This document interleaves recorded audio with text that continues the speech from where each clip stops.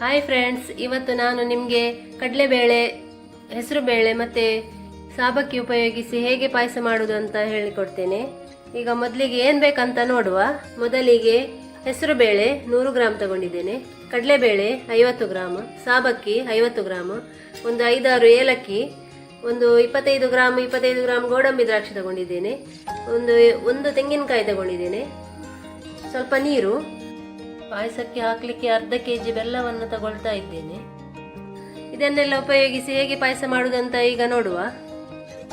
ಈಗ ಮೊದಲಿಗೆ ಗ್ಯಾಸ್ ಒಲೆ ಹೊತ್ತಿಸಿ ಕುಕ್ಕರ್ ಇಡುವ. ಒಂದು 3 ತಂಬಿಗೆ ನೀರು ಹಾಕ್ತಾ ಇದ್ದೇನೆ. ಸಾಬಕ್ಕಿ, ಹೆಸರುಬೇಳೆ, ಕಡಲೆಬೇಳೆ ಎಲ್ಲ ಒಟ್ಟಿಗೆ ಹಾಕಿ ಒಂದ್ಸಲ ತೊಳೆದು ಕುಕ್ಕರಿಗೆ ಹಾಕ್ತಾ ಇದ್ದೇನೆ. ಈಗ ಮುಚ್ಚಳ ಮುಚ್ಚಿ 1-2 ಸಿಟಿ ಕೂಗಿಸುವ. ನಾನು ಹೈ ಫ್ಲೇಮಲ್ಲಿ ಇಟ್ಟಿದ್ದೇನೆ.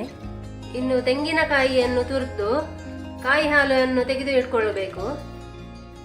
2 ಸಿಟಿ ಆಯಿತು. ಈಗ ಗ್ಯಾಸ್ ಆಫ್ ಮಾಡ್ತಾ ಇದ್ದೇನೆ. ತೆಂಗಿನಕಾಯಿ ತುರಿದು ರುಬ್ಬಿ ಆಯಿತು. ಇನ್ನು ಹಾಲನ್ನು ತೆಗೆಯುವ.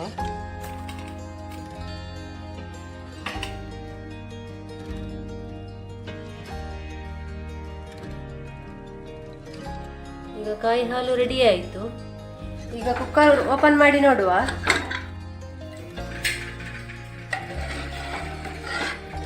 ಚೆನ್ನಾಗಿ ಬೆಂದಿದೆ. ಇದನ್ನು ಬೇರೆ ಪಾತ್ರೆಯಲ್ಲಿ ತೆಗಿತೇನೆ ನಾನು. ಇನ್ನು ಕಾಯಿ ಹಾಲು ಹಾಕುವ. ನಾನು ಗೋಡಂಬಿ ದ್ರಾಕ್ಷಿ ಹಸಿಯೇ ಹಾಕ್ತಾ ಇದ್ದೇನೆ. ಬೇಕಿದ್ರೆ ತುಪ್ಪದಲ್ಲಿ ಫ್ರೈ ಮಾಡಿ ಹಾಕ್ಬೋದು.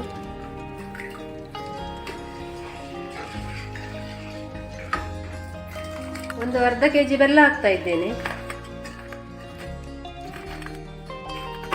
ರುಚಿಗೆ ತಕ್ಕಷ್ಟು ಉಪ್ಪು ಹಾಕ್ತಾ ಇದ್ದೇನೆ. ಸ್ವಲ್ಪ ಹಾಕಿದ್ರೆ ಸಾಕು.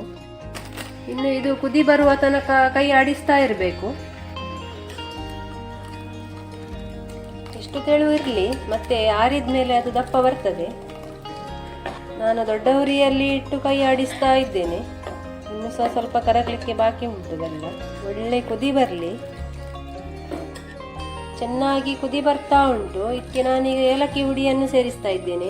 1 ಟೇಬಲ್ ಸ್ಪೂನ್ ಅಷ್ಟು ಏಲಕ್ಕಿ ಹುಡಿ ತಗೊಂಡಿದ್ದೇನೆ. ಪಾಯಸ ರೆಡಿ ಆಯಿತು. ನಾನು ಪಾಯಸಕ್ಕೆ 1-2 ಟೇಬಲ್ ಸ್ಪೂನ್ ತುಪ್ಪವನ್ನು ಹಾಕ್ತಾ ಇದ್ದೇನೆ.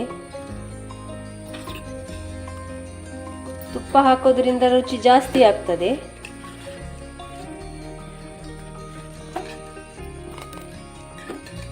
ಕಡಲೆಬೇಳೆ, ಹೆಸರುಬೇಳೆ, ಸಾಬಕ್ಕಿ ಹಾಕಿ ಪಾಯಸ ರೆಡಿ ಆಯಿತು. ನೀವು ಸಹ ಒಮ್ಮೆ ಟ್ರೈ ಮಾಡಿ.